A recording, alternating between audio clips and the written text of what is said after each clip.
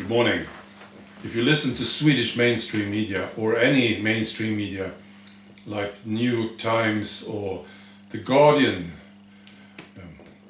you would think that Hungary is a terrible country to live in, wouldn't you? And Mr. Orban is a terrible person. If you listen to the guys in Brussels, same thing. I wonder why. You know, I was looking at this new poll from Hungary, and Orban's party, Fidesz, is more popular than all the opposition parties together. So why don't you like this? I don't understand. Please tell me. Okay. So this is probably the most successful political party in Europe. And these guys in Brussels, they hate this. Why? I also heard this. I don't know if this is true, but you know, maybe somebody can confirm it. There are practically no surveillance cameras in Budapest, the capital city of Hungary. It would make sense. It's a safe place, you see. They have no terrorist attacks. It's a safe town. And why don't you like it? You guys in Brussels. You should be happy, shouldn't you? On behalf of the Hungarian citizens. But you're not. All right. Speaking of the EU Commission President, Mr. Jean-Claude Juncker, he's been talking about Britain again. And it seems to me that he's a sore loser. I'll just read it to you. He was talking at this public meeting in Freiburg. He says, "Sometimes I have the impression that the British think that it's us quitting Great Britain. But it's exactly the other way around," he says. He also says there never was a real referendum campaign in Britain in the sense of an information campaign. Oh, really? You know, I live in Sweden and I picked up some of this campaign, yes. It was basically that Britain will die if they leave the EU. That's what I heard. And I don't live in Britain. So I don't agree with you, Mr. Juncker. I think there was an information campaign. It was biased. It was. But there was a campaign. He says the British, including government ministers, are only now discovering how many questions it raises.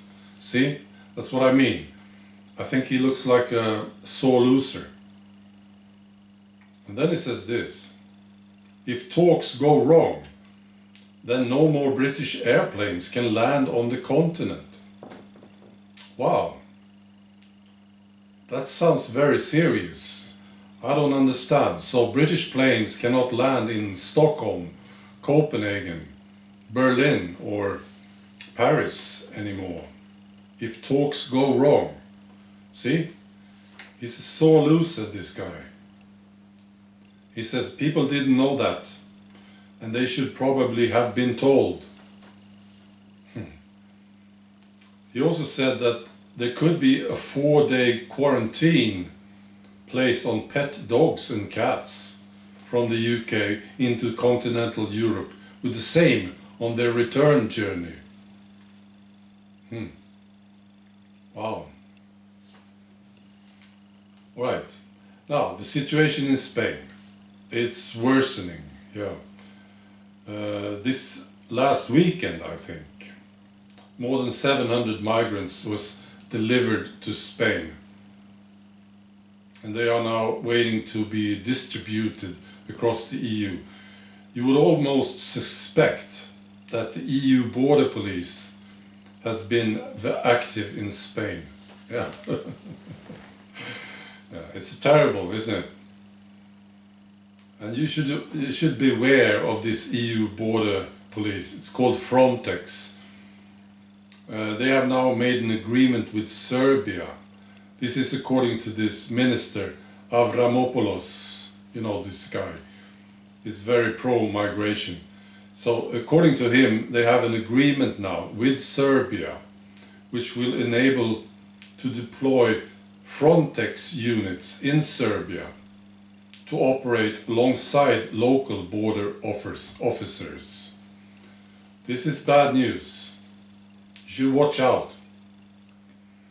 See, Frontex, they may not replace them, but they will be very sure that these guys, the Serbian border police, are politically correct, yeah, and that they follow EU regulations. This will practically open the borders. Yeah. I mean, the best thing that you could do is just prevent Frontex to ever come to your borders. Yeah. All right, that's all. Bye.